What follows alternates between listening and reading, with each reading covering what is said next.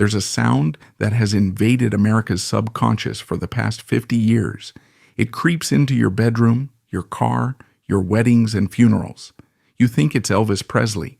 You think it's Patsy Cline, but you're wrong. It's the sound of the Jordanaires. These four men weren't singers. They were living ghosts. The music industry conducted a cruel experiment on them, turning people into tools. They erased the identities, faces, and egos of these four men to create a perfect, flesh and blood sound wall. If you separate Elvis's voice from the mix, you still have a song. But if you separate the Jordanaires' voice, Elvis Presley collapses. They were the oxygen for the king to breathe. But history treated them exactly like oxygen, essential to life, yet invisible and free. But the roots of this invisibility run deep, anchored in the only place that mattered in the rural South of the 1940s. They came from the church. Long before they were helping Elvis Presley scandalize a nation with his gyrating hips, the Jordanaires were soldiers of the Lord. The original group formed in the late 1940s in Springfield, Missouri, a place where the Bible Belt was pulled tightest. In those days, gospel music wasn't just a Sunday morning obligation. It was the major leagues of Southern entertainment. It was serious business. Picture the atmosphere of a Southern gospel singing in 1948. It is a hot, humid tent revival or a crowded high school gymnasium. The air is thick with the smell of sawdust, sweat, and desperate hope. The people sitting on those folding chairs worked the fields or the factories 6 days a week. Their lives were hard, grinding, and often short. When they came to hear a quartet sing, they weren't looking for pop entertainment. They were looking for salvation. They were looking for a glimpse of the glory land to get them through another week of poverty. To be a gospel singer in this era was to hold a position of immense trust. You wore matching suits, you kept your hair slicked back, you stood still, and you sang about the Rock of Ages. You were a vessel. The original lineup of the Jordanaires, Bill and Monty Matthews, Bob Hubbard, and Cully Holt, fit this mold perfectly. They were named after the Jordan Creek in Missouri, a baptismal reference that signaled their intent. They were pure. They were sanctified. They traveled the hard roads of the gospel circuit, squeezing into cars to drive hundreds of miles for a love offering, passing the hat and hoping there was enough change to buy gas and bologna sandwiches. It was a life of spiritual richness and abject financial poverty. But the tectonic plates of American culture were beginning to shift. The post-war boom was ignited. There was money in the air. Radio was changing from a localized curiosity into a national juggernaut. And nowhere was this shift more palpable than in Nashville, Tennessee. The city was transforming from a sleepy state capital into Music City, a factory town where the product was melody. It was into this changing world that a man named Gordon Stoker stepped. If this story has a protagonist, a man standing at the crossroads with a map in one hand and a ledger in the other, it is Gordon Stoker. He didn't start as one of the Jordanaires. He was a piano player, a prodigy from Gleason, Tennessee, who had been playing professionally since he was a child. Stoker joined the group around 1950, initially to pound the keys, but soon his soaring tenor voice made him indispensable. Stoker was a devout man, a believer, but he was also something the other gospel singers of the era often were not. He was a pragmatist. Gordon Stoker looked at the books. He saw the reality of the gospel life. He saw the broken down buses on the side of the road. He saw the worn out shoes of his heroes. He realized that faith, while it might save your soul, did not pay the electric bill. He saw Nashville beginning to churn. He saw secular artists, country singers, crooners, hillbilly boogie players making real money. They were buying Cadillacs. They were buying homes. And Stoker began to ask a dangerous question. Why not us? The first crack in the stained glass window appeared in 1950. It came in the form of a request from a man named Red Foley. At the time, Red Foley was a titan. He was one of the biggest stars of the Grand Ole Opry, a man with a voice as warm and worn as an old saddle. Foley was a country singer, but he had a hit song that was crossing over, a bouncy rhythmic tune called Chattanoogie Shoe Shine Boy. It was a secular song. It was about a shoe shine boy, about rhythm, about the hustle of the street. It had nothing to do with Jesus. Foley needed a backing group. He wanted harmonies to thicken the sound, to give it that pop polish. He asked the Jordanaires. This was the moment of the first betrayal. In the conservative religious circles of 1950, the line between the sacred and the secular was not a line. It was a wall. To cross it was to risk everything. If a gospel quartet sang about boogie woogie on Saturday night, how could they stand in the pulpit on Sunday morning? The community viewed it as selling out, as trading the eternal for the temporary. The group faced a crisis of conscience. Some of the original members were terrified. They feared the backlash. They feared the judgment of their families. But Gordon Stoker led the charge. He argued for survival. He argued that a voice was a tool, like a carpenter's hammer, and it could be used to build a church or a honky-tonk, but the carpenter still needed to eat. They took the gig. They went into the studio, which was often just a converted hotel room or a radio station in those early days, and they laid down the backing vocals for Red Foley. The record was a smash hit. It went to #1, and suddenly the phone, which had been silent, began to ring, and it didn't stop. This decision sparked an internal revolution within the group. The pressure of living in two worlds, singing Old Rugged Cross on Sunday and backing secular country stars during the week, was too much for the original lineup. The stress of the hypocrisy, the grueling schedule, and the evolving musical demands caused the group to fracture. The original Matthews Brothers left, unable to reconcile the new direction. This departure cleared the decks for the arrival of the definitive lineup, the Classic Four, who would change the sound of the 20th century. Gordon Stoker took over the lead tenor spot. He brought in Neil Matthews, a second tenor with a mind like a musical computer. Neil wasn't just a singer, he was an arranger genius who could hear harmonies in his head that had never been written down. Then came Hoyt Hawkins, the baritone, the anchor, a man with a sense of humor and a voice that blended with anything. And finally, in 1958, completing the quartet, came Ray Walker, the bass. Ray had a voice that defied physics, a low, resonant rumble that you felt in your chest before you heard it with your ears. These four men, Gordon, Neil, Hoyt, and Ray, were no longer just a gospel quartet. They had evolved into a single organism. They spent more time with each other than with their wives. They learned to breathe together. They developed a system known as head arrangements. They didn't use sheet music in the studio. They didn't need it. They would huddle around a piano, listen to a song once, and Neil would say, "Gordon, you take the high third, Hoyt. You stay on the root, and let's have the bass walk the line." And they would do it. Instantly. Perfect pitch. Perfect timing. By 1954, they were the go-to backing group for the Grand Ole Opry. They were making a living, but they were still essentially employees of the industry, the background scenery for the real stars, like Eddie Arnold and Hank Snow. They were respected, but they were safe. They were the establishment. They wore matching suits and ties. They looked like accountants who happened to sing.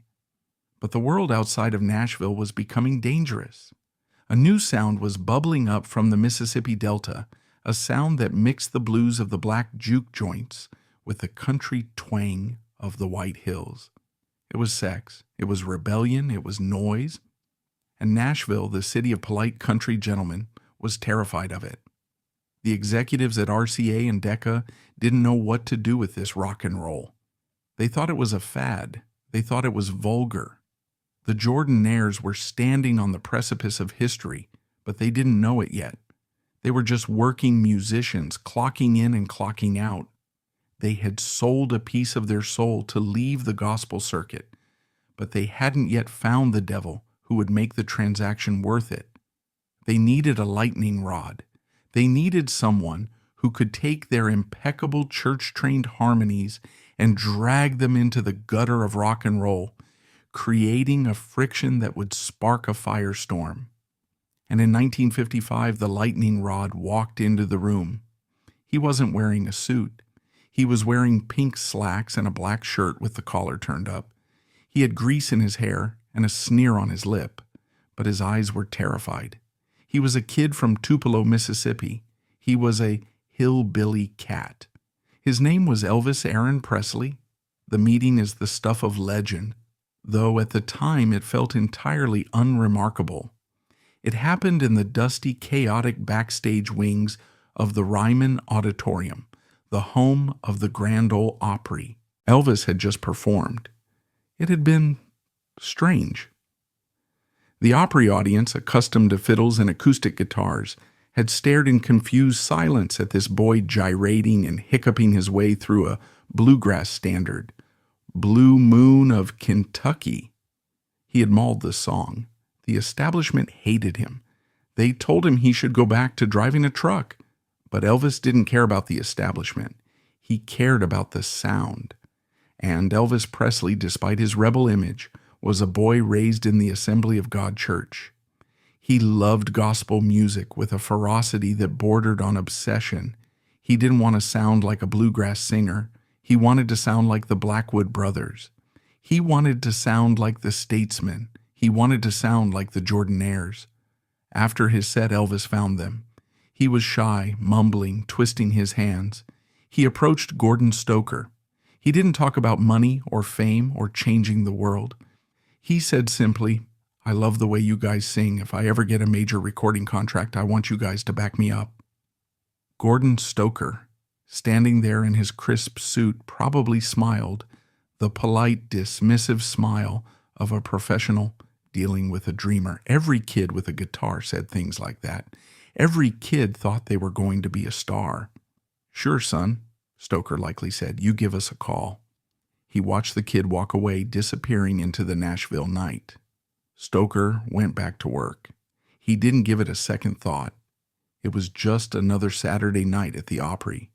He didn't know that he had just shaken hands with fate. He didn't know that the kid in the pink pants was about to drag them onto a rocket ship that would leave the atmosphere of everything they had ever known. He didn't know that polite yes would bind their destinies together forever. It was a pact that would bring them unimaginable fame, but also more anonymity than they could bear. The year turned. 1955 bled into 1956. Elvis left Sun Records in Memphis. His contract was sold to RCA Victor, the massive corporate giant in New York. The colonel, Tom Parker, was maneuvering the pieces on the board. The call went out. Elvis was coming to Nashville to record his first major label sides. And the first thing Elvis said to the executives at RCA, the men in the high-rise offices who thought they knew everything about music, was, "Get me the Jordanaires." The executives were confused. Why did this wild rock and roll kid want a gospel quartet? It didn't make sense. It was mixing oil and water, but Elvis was adamant. And so, in January 1956, the phone rang in Gordon Stoker's house. This was the moment the universe shifted. They packed their gear.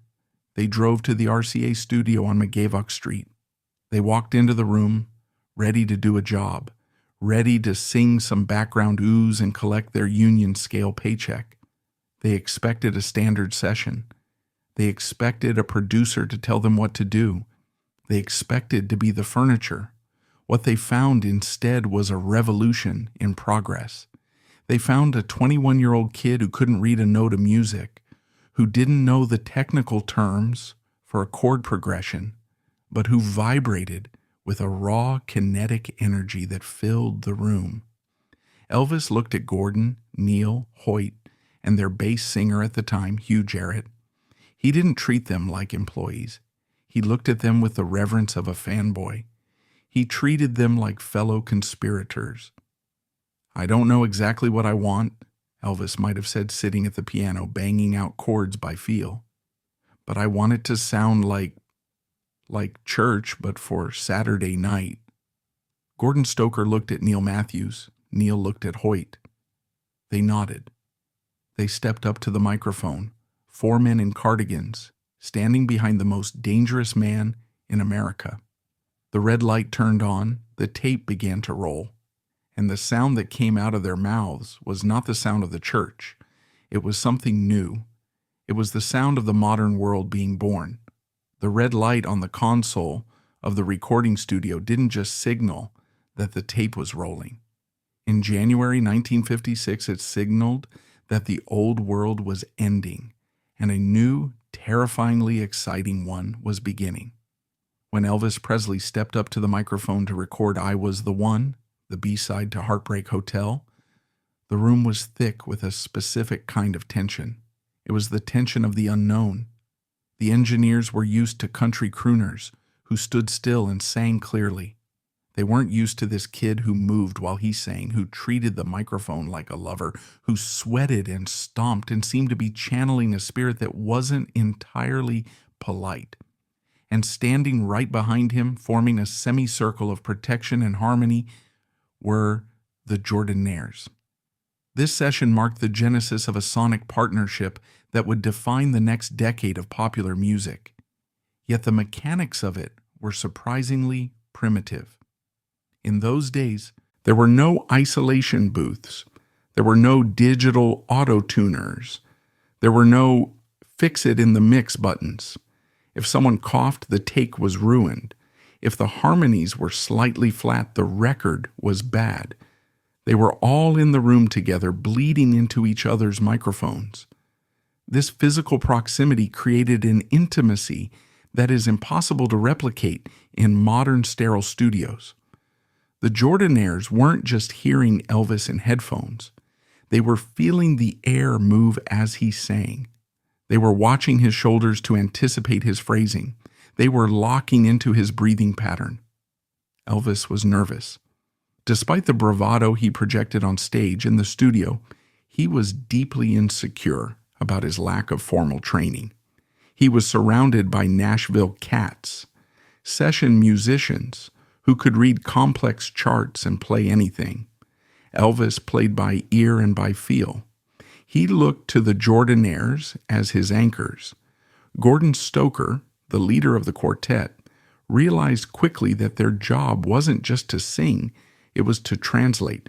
Elvis would turn to them and say, "I want it to sound lonely." And Neil Matthews, the group's arranger, would instantly nod and say, "Okay, boys, let's do a loose, open harmony on the vowels. Drop the third. Let the silence hang a bit." And they would do it. They were the bridge between Elvis's raw instinct and the technical requirements of making a hit record. The magic they created wasn't in the complex notes they sang, but in the texture they provided. Listen to "I Was the One." It's a slow ballad. Elvis's voice is soaked in reverb, sounding like he's singing from the bottom of a well. But the Jordanaires are there, floating above him, providing a spectral doo-wop backdrop that lifts the song out of the realm of country and into something genre-less. It wasn't quite R&B, it wasn't quite pop, and it certainly wasn't hillbilly music. It was the Elvis sound, and it was indistinguishable from the Jordanaire sound. They were the velvet glove that made the iron fist of rock and roll palatable to a mainstream audience. But the true revolution, and the moment the Jordanaires moved from being accompanists to being architects, happened later that year, in July 1956, in a studio in New York City. The song was "Don't Be Cruel." If you strip away the vocals from "Don't Be Cruel," you are left with a very sparse track. The guitar is simple, the bass is walking. The drums, played by the legendary DJ Fontana, are laid back. But the song feels frantic. It feels like it has a motor. That motor is the Jordanaires. Gordon Stoker recalled that Elvis wanted a driving rhythm, but he didn't want the drums to be too loud. He wanted the voice to carry the beat. So the Jordanaires devised a vocal percussion track. They laid down a constant bed of bop, bop, bop, bop that runs through the entire song. This was revolutionary. They were using the human voice not to convey lyrics or melody, but to function as a rhythm instrument. They were the snare drum. They were the hi-hat. When you tap your foot to "Don't Be Cruel," you are tapping your foot to the Jordanaires. They created a wall of sound that was infectious, catchy, and impossible to ignore. It was a technique borrowed from black R&B groups, polished by white gospel singers, and sold to the world by Elvis. And it worked. The song went to #1 on the pop country and R&B charts simultaneously. It was a cultural atom bomb. As the hits piled up, All Shook Up, Too Much, Teddy Bear, the role of the Jordanaires expanded. They became Elvis's security blanket. He refused to record without them. If the Jordanaires were busy in Nashville, Elvis would wait. If they couldn't fly to Hollywood for a movie soundtrack, the movie producers had to rearrange the schedule. Elvis trusted them implicitly because they never judged him. In a world where preachers were burning his records and parents were forbidding their daughters from watching him, the Jordanaires, men of the church, men of respectability, stood by him. This visual component was just as important as the audio. When Elvis appeared on The Ed Sullivan Show in 1956 and 1957, broadcast to 60 million people, the camera framed him carefully. Yes, they famously cut him off at the waist to hide the gyrations, but look at who was standing behind him. 4 clean-cut men in matching suits and ties, smiling pleasantly, snapping their fingers in time. This was a psychological masterstroke by Elvis and his management, whether intentional or not. The Jordanaires provided a safe context for Elvis's danger. They signaled to the mothers and fathers of America, like, look, he can't be that bad. He has these nice church boys singing with him. They were the bridge that allowed middle America to accept the devil's music. They normalized the rebellion. Without the Jordanaires standing there, looking like bank tellers while singing rock and roll, Elvis might have been dismissed as a dangerous outlier. With them, he was a superstar with a choir. But while they were helping Elvis conquer the world, a silent tragedy was unfolding in the ledger books. This is the part of the story that turns from a musical triumph into an economic crime scene. The music industry of the 1950s was structured around a feudal system. There were the lords, the knights, and the serfs. The Jordanaires were serfs. They were members of the American Federation of Television and Radio Artists. The union rules were clear and rigid. A session musician or background singer was paid a flat fee for their time. In 1956, the scale was approximately $40 to $50 for a 3-hour session, or per song, depending on the specific contract. Let's do the math. The Jordanaires walked into the studio to record "Don't Be Cruel." They spent a few hours inventing the vocal hook that would define the song. They sang their hearts out. They signed the timesheet. And they walked out with a check for maybe $200 total for the group. That was it. That was the end of the transaction. Meanwhile, "Don't Be Cruel" sold 6 million copies by 1961. It generated millions of dollars in royalties. Elvis bought Graceland. Colonel Tom Parker lit cigars with $100 bills. The songwriters built mansions. And the Jordanaires, they bought groceries. They paid their mortgages. They lived middle-class lives in the suburbs of Nashville. They received 0 royalties, not a penny. every time that song was played on the radio, every time it was sold in a record store, every time it was used in a movie for the next 50 years, the cash register rang for everyone except the men who made the sound. This wasn't illegal. It was standard industry practice. It was work for hire. But legality and morality are two very different things. In any other industry, if you help invent a product that becomes a global bestseller, you get a patent or a bonus or equity.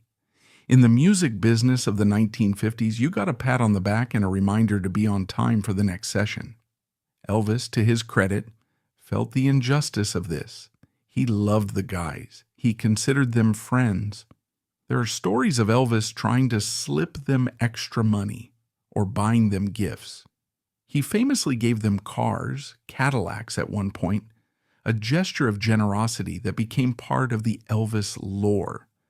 But a car, while nice, is a depreciating asset. It is not a royalty stream. It is not ownership. Elvis reportedly wanted to put them on a retainer, to give them a percentage, to make them official partners. But there was a gatekeeper standing in the way, a man whose shadow looms over this entire story, Colonel Tom Parker. The Colonel was a carnival barker, a ruthless businessman who viewed Elvis not as a human being, but as a carnival attraction to be monetized. To the Colonel, the Jordanaires were the help. They were expenses to be minimized. When Elvis suggested bringing them on tour or paying them more, the Colonel would shut it down. "We don't need to pay them extra," he would argue. "There are 100 quartets in Nashville who would kill to sing with you for free." This was the weaponization of the musician's insecurity. The Colonel knew that every musician lives in fear of being replaced. He kept the Jordanaires in their place by reminding them that they were interchangeable, even though artistically they were irreplaceable. He played on their professionalism. He knew they were union men who followed the rules. He knew they wouldn't strike. He knew they wouldn't sue. They were too decent, too grateful for the work to flip the table. And so the theft continued in plain sight. The pinnacle of this artistic contribution and the nadir of the credit disparity came in 1957 with the recording of Elvis's Christmas album. This is widely considered the best-selling Christmas album of all time. It is a masterpiece, and the centerpiece of that album is Blue Christmas. Blue Christmas is not a solo performance. It is a duet between Elvis Presley and the Jordanaires, specifically the soprano counter melody sung by Millie Kirkham and the rhythmic woo-woo-woo backing of the quartet. The background vocals are so prominent, so essential, that they are the hook of the song. Without the Jordanaires, Blue Christmas is just a dour country ballad. With them, it is a festive, swinging classic. During the recording, the group was practically mocking the song. They thought it was silly. They were having fun, exaggerating the woos and the do-do-dos. Elvis loved it. He laughed. He fed off their energy. The result was magic. That album became an infinite money-printing machine selling over 20 million copies. Yet true to form, the men who crafted that iconic holiday sound received their standard session fee, and nothing more. The soundtrack to millions of Christmas mornings generated a fortune for everyone but the architects themselves. By 1958, the first chapter of the saga was coming to a close. Uncle Sam came for Elvis, just as he had come for Don Reno a decade earlier. Elvis was drafted into the army. The king was getting a buzz cut and shipping out to Germany. For the Jordanaires, this could have been a disaster. Their primary employer was out of commission for 2 years. A lesser group might have panicked. A lesser group might have faded away, becoming a trivia question about the guy who used to sing with Elvis. But Gordon Stoker was a visionary. He saw the writing on the wall. He knew that Elvis was just the beginning. The sound they had created, That smooth, thick, rhythmic vocal backing wasn't just an Elvis thing. It was the new sound of pop music, and everyone wanted a piece of it. While Elvis was peeling potatoes in Germany, the Jordanaires didn't take a vacation. They pivoted. They opened the doors to the rest of the industry. They effectively hung a sign on the door of RCA Studio B that said, "We built the king. Now we can build you." They began to work with everyone, and I mean everyone. They went from being Elvis's guys to being Nashville's guys. They realized that their anonymity was actually an asset because they weren't famous faces, because they were just voices. They could shapeshift. In the morning, they could be cowboys backing a Western star. In the afternoon, they could be pop crooners backing a teen idol. In the evening, they could be gospel singers again. This period, starting in the late 50s and exploding into the 60s, was the era of the Nashville machine. And the Jordanaires were the engine. They were about to become the most recorded vocal group in history, participating in a factory line production of hits that would define the American century. But as their workload increased, the erasure of their identity would become even more complete. They were about to become the musical equivalent of oxygen, essential for life, present in every breath, but completely invisible to the eye. The era of the sonic architects was just beginning, and the crime of their erasure was about to scale up from a single artist to an entire industry. While Elvis Presley was trading his pink Cadillacs for a Jeep and a GI buzz cut in Germany, the city he left behind was undergoing a metamorphosis. Nashville, Tennessee, had long been the capital of country music, but in the late 1950s and early 1960s, it decided it wanted to be something more. It wanted to be sophisticated. The rough honky-tonk edges of the Hank Williams era, the nasally vocals, the crying fiddles, the twangy steel guitars that smelled of hay bales and moonshine, were becoming a liability. The youth of America had tasted rock and roll, and the adults were looking for smooth pop. Country music, if it wanted to survive, had to put on a tuxedo. This was the birth of the Nashville sound, a calculated industrial effort to polish the rustic grit of the South into a gleaming diamond of pop commerce. The architects of this new sound were producers like Chet Atkins at RCA and Owen Bradley at Decca. They were visionaries who realized that to cross over to the lucrative pop charts, they needed to replace the fiddle with the violin, the steel guitar with the piano, and the rough-hewn harmonies of the hillbillies with the smooth choral perfection of a choir. And who was the choir? Who was the vocal engine capable of smoothing out the rough edges of 1,000 different singers? It was the Jordanaires.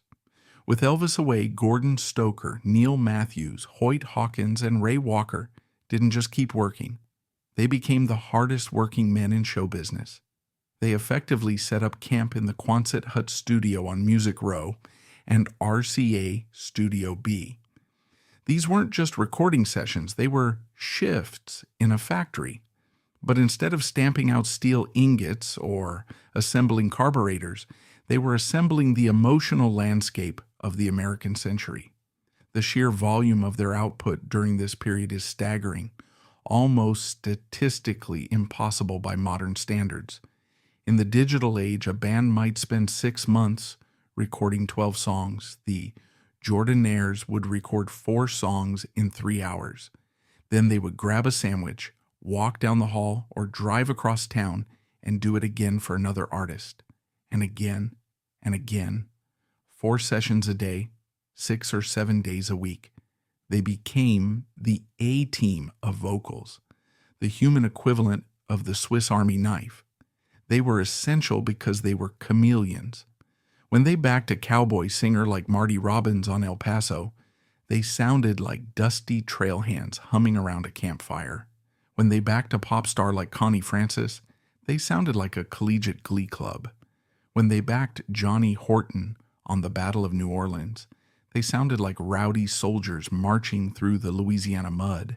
They weren't just singers, they were voice actors. They provided the setting, the context, and the atmosphere that allowed the solo artist to shine.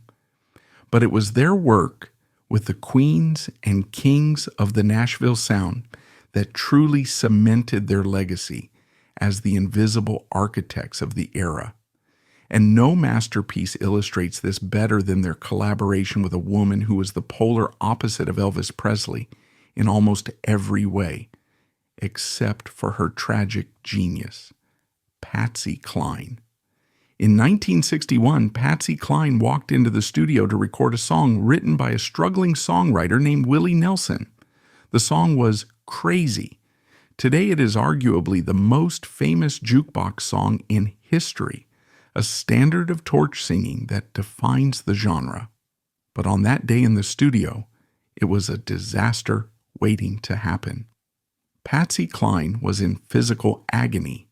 She had recently been in a horrific car accident that had thrown her through a windshield. Her ribs were broken and healing. Every breath was a battle. She couldn't hit the high notes with her usual power because the physical expansion of her lungs caused shooting pain in her chest. Furthermore, she hated the song. Willie Nelson's demo was talk-sung, disjointed, behind the beat, a jazz style that frustrated Patsy, who was a precision singer. She couldn't find the pocket. The session was tense. The producer, Owen Bradley, was worried. They needed a glue to hold the track together, something to bridge the gap between Willie's complex melody and Patsy's physical limitations. Enter the Jordanaires. Listen to Crazy again. Really listen. The piano intro by Floyd Kramer sets the mood, but the moment Patsy starts singing, the Jordanaires are there. They enter with a soft, sustained ooh that is so quiet, so perfectly blended, it sounds like a synthesizer pad.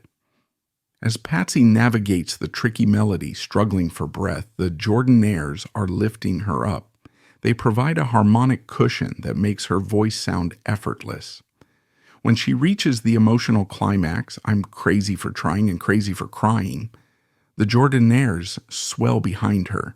They don't compete, they envelop. They create a wall of empathetic sound that mirrors the listener's own emotions. They are the Greek chorus to her tragedy. Without them, Patsy's vocal would sound thin, isolated, perhaps even strained. With them, she sounds like a queen singing from a throne of velvet. This was the genius of Neil Matthews's arrangements. He understood that in the Nashville sound, the background vocals weren't there to add melody. They were there to add texture. They were the auditory equivalent of soft focus lighting in a film. They blurred the edges, hid the flaws, and made everything look and sound expensive. Contrast this with their work for Jim Reeves. If Patsy Cline was fire and pain, Jim Reeves was ice and control. He was the gentleman of country music, a man with a baritone voice so smooth and low it felt like a sedative. On tracks like Four Walls or He'll Have to Go, the Jordanaires had to completely change their approach. They couldn't be dramatic. They had to be subliminal. Ray Walker, the bass singer, became the secret weapon here. His voice was so deep and resonant that producers often mixed him louder than the upright bass. In the intro to many Jim Reeves hits, you aren't hearing an instrument. You are hearing Ray Walker's larynx. The quartet tightened their harmonies, singing with a precision that matched Reeves's clipped perfect diction. They created a sound that was masculine, reassured, and incredibly smooth. It was the country-politan sound perfection. It was during these marathon years of the 1960s that the group perfected the Nashville number system for vocals. Time was money. Studio time was expensive. They didn't have hours to sit around and write out sheet music for every ooh and ah. So, Neil Matthews developed a shorthand. He would listen to the demo tape, scribble down numbers on a scrap of paper, 1 for the root, 4 for the subdominant, 5 for the dominant, and pass it around. They would look at the numbers, nod, and step to the mic. 1, 2, 3, record. They would nail it in the first or second take. This efficiency made them the darlings of the record labels. Producers knew that if they hired the Jordanaires, they wouldn't go over budget. They knew the guys would show up sober, dressed in suits, ready to work, and would deliver perfection within 20 minutes. They were the ultimate professionals in an industry known for flakes and addicts. But this efficiency was a double-edged sword because they made it look so easy, because they were so reliable. They became part of the furniture. They became infrastructure. You don't applaud the electricity when you flip a light switch. You just expect the light to come on. The record labels expected the Jordanaires to turn on the Nashville sound whenever they were booked, and they stopped seeing the artistry involved in flipping that switch. This is where the erasure began to accelerate. In the 1950s, on the Elvis records, they were often credited on the back cover, sometimes even the front. By the mid-1960s, as they appeared on hundreds, then thousands of records, the credits began to vanish. Pick up a vinyl record from 1964 or 1965, maybe a Tammy Wynette album or a George Jones record. Look at the back. You will see the song titles. You will see the producer's name in big, bold letters. You might see the photographer's name, but look for the vocal backing. Often, it says nothing. Or it says something generic like vocal accompaniment by the Nashville edition, or simply the Jordanaires in microscopic print at the very bottom, hidden beneath the copyright warning. They were being turned into a commodity. They were no longer Gordon, Neil, Hoyt, and Ray. They were a brand name, a stamp of quality like stereo or high fidelity. The individual humanity of the men was being subsumed by the corporate identity of the group. This commodification extended beyond records. They sang jingles. If you watched TV in the 1960s, you heard them selling beer, bread, tractors, and gasoline. They sang the station IDs for radio stations across the country. They were the voice of commerce. They were the voice of America, but they were voices without bodies. Gordon Stoker, the ever-pragmatic leader, tried to keep perspective. He looked at the bank accounts. They were doing well. In a time when the average American salary was a few $1,000s a year, the Jordanaires were earning significantly more. They lived in nice brick ranch houses in the suburbs. They drove new cars. They sent their kids to good schools. They were living the American dream. But artists do not live by bread alone. They live by recognition. And it must have stung somewhere deep in the ego to walk into a record store and see a wall of albums, Elvis, Patsy, Jim, Ricky Nelson, Johnny Horton, and know that your voice was on every single one of them. Yet the teenage girl at the counter had no idea who you were. There's a story that illustrates this invisibility perfectly. During this era, the Jordanaires were backing a young, up-and-coming singer named Kenny Rogers on some early sessions. Years later, when Kenny Rogers was a global superstar, he met Gordon Stoker at an event. Rogers was gracious, but he asked, "Did we ever work together?" Stoker had to smile and remind him, "Yes, Kenny, we're on your first 3 hits." The singer had been the center of attention. The background singers were just part of the scenery, as memorable as the microphone stand or the carpet. And then there was the return of the king. Elvis came home from the army in 1960. He was different. The raw, dangerous edge of 1956 had been softened. He was now a movie star. The Colonel had shifted the strategy from touring to Hollywood. For the next 8 years, Elvis would be trapped in a cycle of increasingly mediocre musical comedies. Elvis demanded the Jordanaires join him in Hollywood. And because Elvis was Elvis, they went. But the dynamic had shifted. In the Nashville sessions, they were building masterpieces. In the Hollywood sessions, they were often trying to turn lead into gold. Picture the scene, the Jordanaires, these masters of harmony who had sung with the greatest voices of the century, standing on a sound stage in Hollywood, dressed in Hawaiian shirts or sailor outfits. They are backing Elvis as he sings Do the Clam, or Song of the Shrimp, or serenades a dog in a convertible. It was lucrative, yes, but it was artistically demoralizing. They watched their friend, the man who had once been a revolutionary, reduced to a caricature. They saw the frustration in Elvis's eyes. He knew the songs were bad. He would look at Gordon and roll his eyes between takes. One more for the Colonel, he'd mutter. The Jordanaires became Elvis's lifeline to reality during these years. When they were on set, Elvis could relax. They would sing gospel songs in the trailer between takes, just like the old days. For those few minutes, the movie set would vanish, the Colonel would vanish, and they would just be five guys from the South singing about Jesus. It was the only time Elvis seemed truly happy. But even in Hollywood, the erasure continued. In the movie credits, if they were listed at all, it was usually a blink and you miss it moment. They were never given speaking lines. They were never allowed to outshine the star.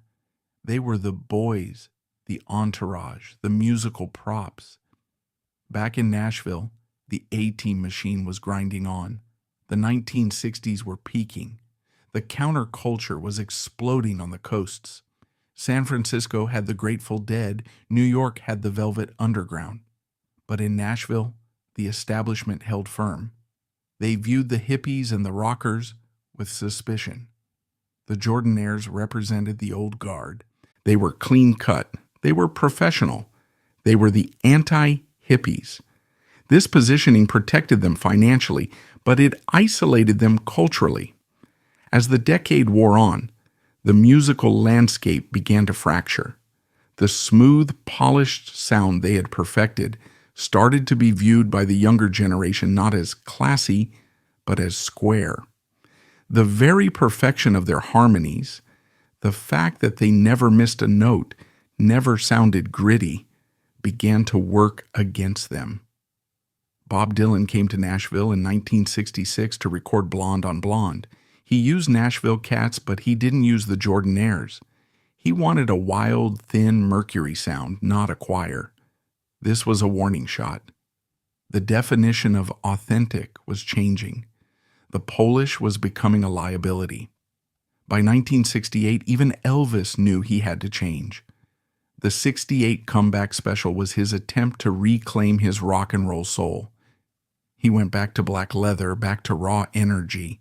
He didn't bring the Jordanaires for the live segments of that show. He went back to a small combo. It was a signal that the era of the smooth, ubiquitous vocal group was beginning to sunset. But the factory didn't close overnight. The Jordanaires finished the 1960s as the undisputed champions of the recording studio. They had sung on thousands of songs. They had helped sell hundreds of millions of records. They had bought their homes and secured their pensions. Yet, as the calendar turned to 1970, a new wind was blowing.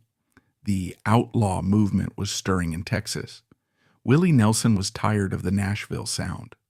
Waylon Jennings was fighting for creative control. They wanted to strip away the orchestras. They wanted to strip away the choirs. They wanted to strip away the artifice. The architects who had built the Sonic Palace of the 1960s were about to find that the new tenants wanted to tear the walls down. The Jordanaires were about to face the greatest threat to their existence yet: irrelevance. The machine they had helped build was changing gears, and it wasn't clear if there was still a seat for them on the assembly line. As the 1960s bled into the 1970s, the machinery of the Nashville music industry didn't just slow down. It underwent a violent recalibration. The smooth, polished chrome of the countrypolitan era began to rust under the acid rain of a changing culture. The social upheaval that had set the university campuses of America on fire in 1968 finally arrived in the conservative stronghold of Tennessee, but it didn't come in the form of protests or riots. It came in the form of long hair, denim jackets, and a rejection of the very artifice that the Jordanaires had spent 15 years perfecting. The outlaw movement was gathering on the horizon like a thunderstorm, led by men like Willie Nelson and Waylon Jennings, artists who had been chewed up by the Nashville factory and spat out, and who were now returning with a vengeance to burn the factory down. For Gordon Stoker, Neil Matthews, Hoyt Hawkins, and Ray Walker, this cultural shift presented an existential threat far more dangerous than the arrival of rock and roll in the 50s. Rock and roll, for all its rebellion, had still needed them. Elvis had needed their gospel roots to legitimize his sound. But the outlaws, they didn't want legitimacy, they wanted grit. They wanted the sound of a beer bottle breaking on a honky-tonk floor. They wanted stripped-down bands, loud electric guitars, and vocals that sounded like they had been soaked in whiskey and smoke, not wrapped in the velvet embrace of a choir. The phone at the Jordanaires' office, which had rung incessantly for a decade and a half, a constant rhythmic chirping that signaled the next mortgage payment, the next new car, the next hit record, began to ring with a terrifying infrequency. The producers who had once viewed the group as the essential special sauce for any hit record were now scrambling to find pedal steel players who looked like bikers. The smooth oohs and ahs that had cushioned Patsy Cline's heartbreak were suddenly viewed as square, as relics of an era that the new generation wanted to forget. The Jordanaires were becoming the musical equivalent of a tail fin on a 1959 Cadillac, beautiful, iconic, but hopelessly out of place on the sleek aerodynamic highways of the 1970s. However, just as the domestic market began to cool, a strange and powerful validation arrived from across the ocean, proving that while Nashville might have been taking them for granted, the rest of the world certainly was not. In the summer of 1970, a Beatle came to town. The Beatles had effectively broken up. The dream was over. The four most famous men on the planet were scattering to the winds, trying to find their individual voices in the wreckage of Beatlemania.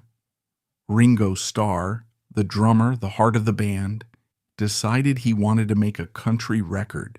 He had grown up in Liverpool listening to the American South, trading imported vinyls with his bandmates, obsessed with the sounds of Carl Perkins, Buck Owens, and of course, Elvis Presley. When Ringo decided to record his solo album Beaucoup of Blues, he didn't want to do it in London. He wanted the real thing. He wanted the dirt, the humidity, and the magic of Tennessee. He flew to Nashville. His producer, the legendary steel guitar player Pete Drake, asked him who he wanted on the record. Ringo didn't hesitate. He didn't ask for the hot new session players. He asked for the legends. "I want the Elvis guys," he famously said. "I want the Jordanaires." To Ringo Starr, the Jordanaires weren't uncool old men in suits. They were royalty. They were the voices he had harmonized with in his bedroom in Liverpool. They were the sound of America. The sessions for Beaucoup of Blues were a surreal collision of worlds. You had the drummer of the Beatles, a man who represented the absolute zenith of the 1960s counterculture revolution, standing in a Nashville studio with four Southern gentlemen who looked like bank managers. But the moment they started to sing, the years and the cultural differences evaporated. Ringo was visibly moved. He was singing with the ghosts of his heroes. For the Jordanaires, it was a moment of profound professional pride. They had been dismissed by the cool kids in Nashville as relics. Yet here was a Beatle, the ultimate arbiter of cool, treating them with reverence. It was a reminder that their legacy was global. They had built a sound that had traveled further than they ever would. But while the Ringo sessions were a high point, a glittering moment of validation, they were the exception, not the rule. The daily grind of the 1970s was becoming a fight for relevance. The most significant decision of this era, and perhaps the most defining decision of their entire career, occurred just a year prior, in 1969. It was a decision that would separate their fate from that of their most famous collaborator and save them from the tragic spiral that consumed him. Elvis Presley was coming back. After years of making terrible movies in Hollywood, Elvis had reconnected with his primal power during the '68 comeback special. He was lean, he was hungry, and he was ready to reclaim his throne. The Colonel had booked a massive residency at the International Hotel in Las Vegas. It was to be the biggest show on earth. Elvis was assembling his dream band. He called James Burton, the guitar god. He called Ronnie Tutt, the drummer. And, naturally, the first call he made for vocals was to the Jordanaires. "I'm going back on stage, fellas," Elvis told them. "I'm going to Vegas. I want you there with me, just like old times." The temptation was staggering. This was Elvis. This was the king. To join him in Vegas meant playing the biggest stages in the world. It meant money, glamour, and a return to the center of the pop culture universe. It meant leaving the shrinking Nashville session scene for the bright lights of the Strip. Most musicians would have packed their bags before Elvis finished the sentence. But Gordon Stoker did the math.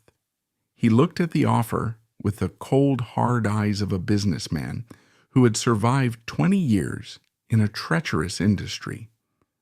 The Colonel was offering them a flat fee to tour. It was decent money, certainly, but it required exclusivity. If they went to Vegas, they would be gone for 4 weeks at a time, twice a year, plus touring. Stoker looked at his calendar. In Nashville, even with the decline of the Nashville sound, the Jordanaires were still booking 3 or 4 sessions a day. They were working on jingles. They were backing legacy artists. They were sleeping in their own beds every night. They were watching their children grow up. They were coaching Little League. If they went with Elvis, they would lose their client base in Nashville. Producers would stop calling.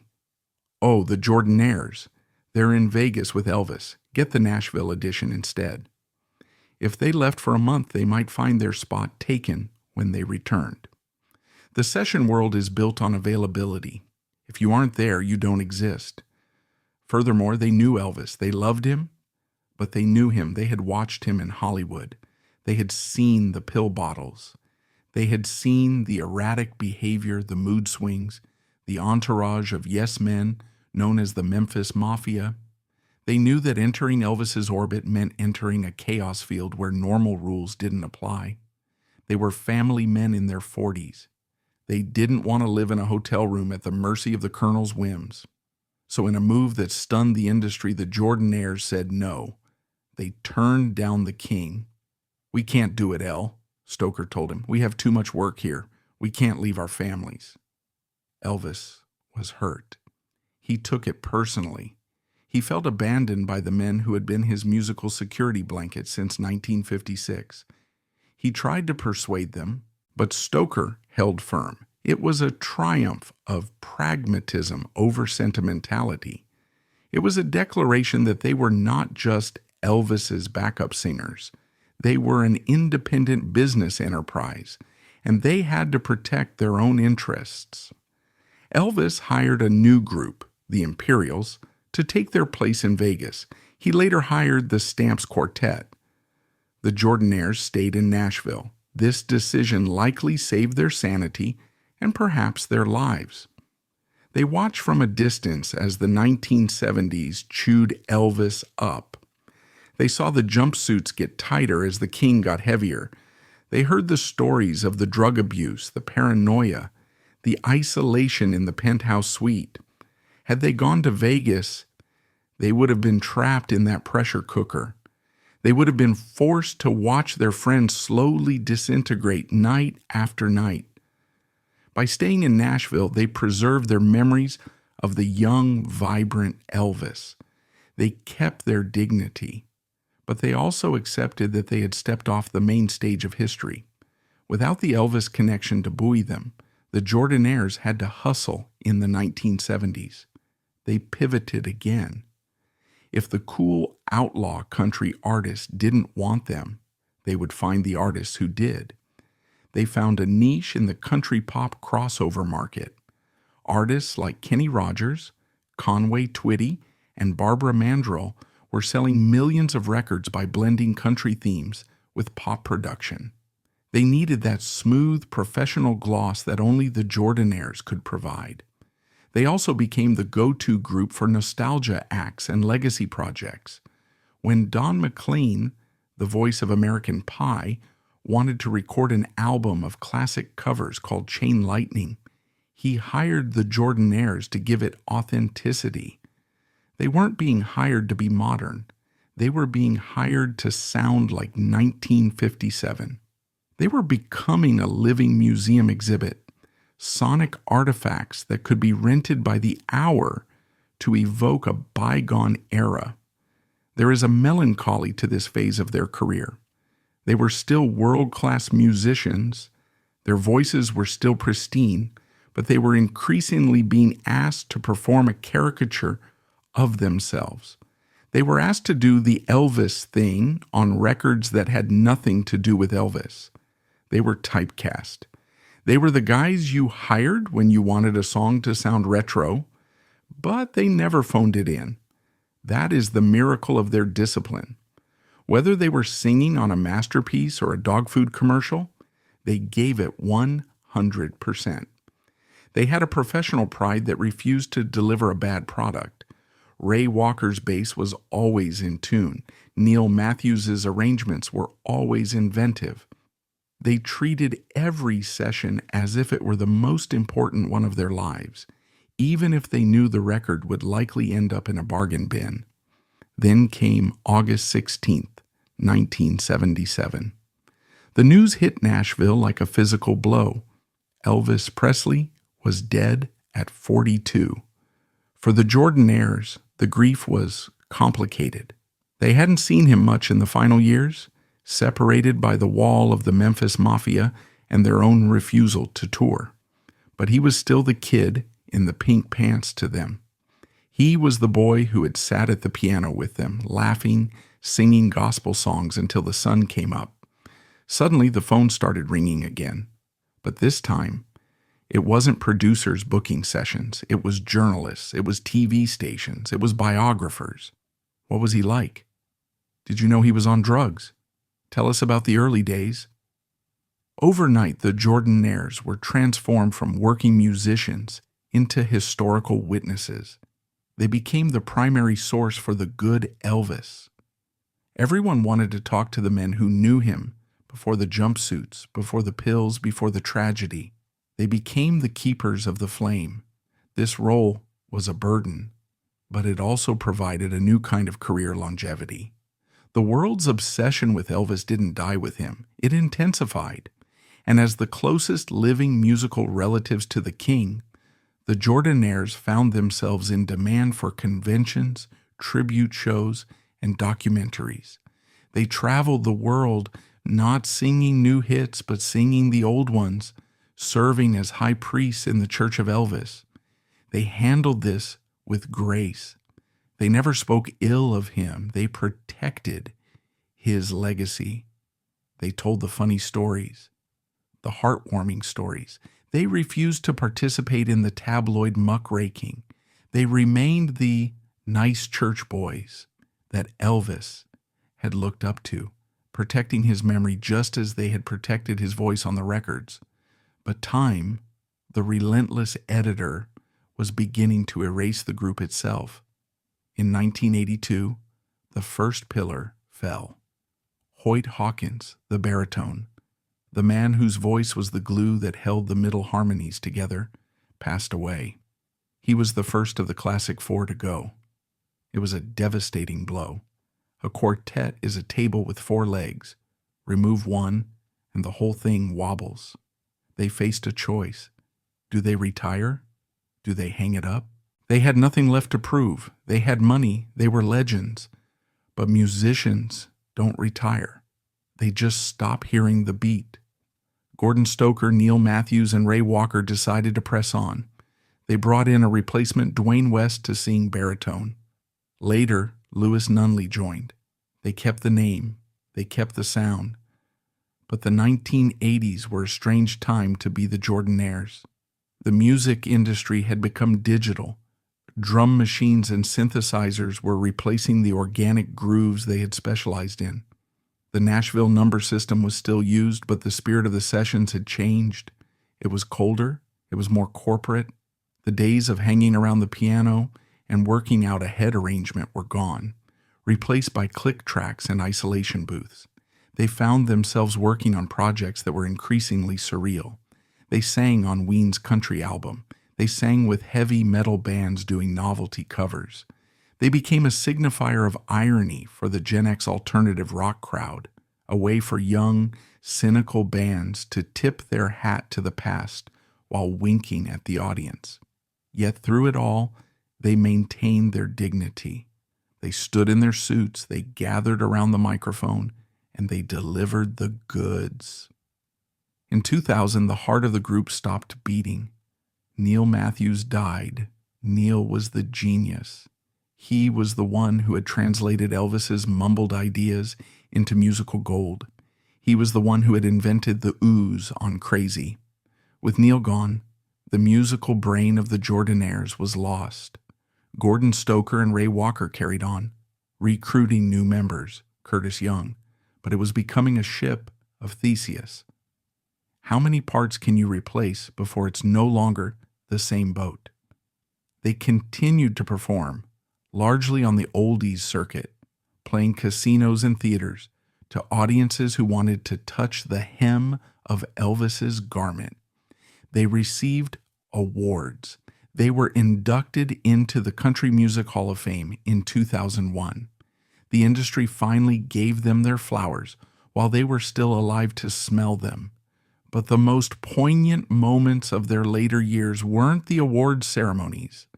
They were the quiet moments in the studio when they would listen back to the old tapes. Gordon Stoker, in his 80s, would sit in his living room and listen to Don't Be Cruel. He would hear himself young and hungry, inventing a rhythm that changed the world. He would hear Neil's perfect harmonies. He would hear Elvis alive and electric. He knew the truth that the rest of the world was only just beginning to understand.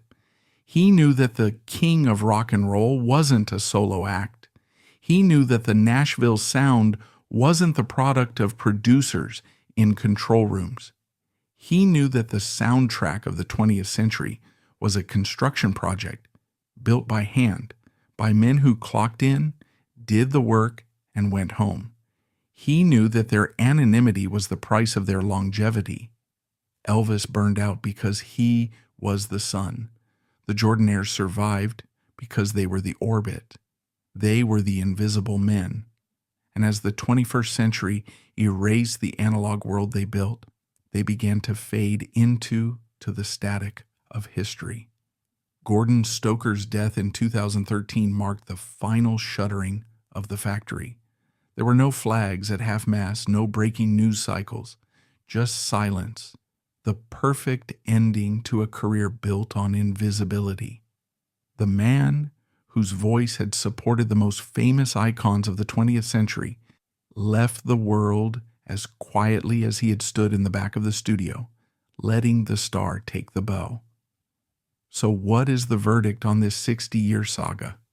Was it a tragedy of exploitation or a triumph of the working man? The answer is complex. Financially, they were victims of grand larceny. The work-for-hire system meant the men who co-authored the sound of Don't Be Cruel and Crazy were paid the same wages as a janitor. In a just world, their estates would be worth millions.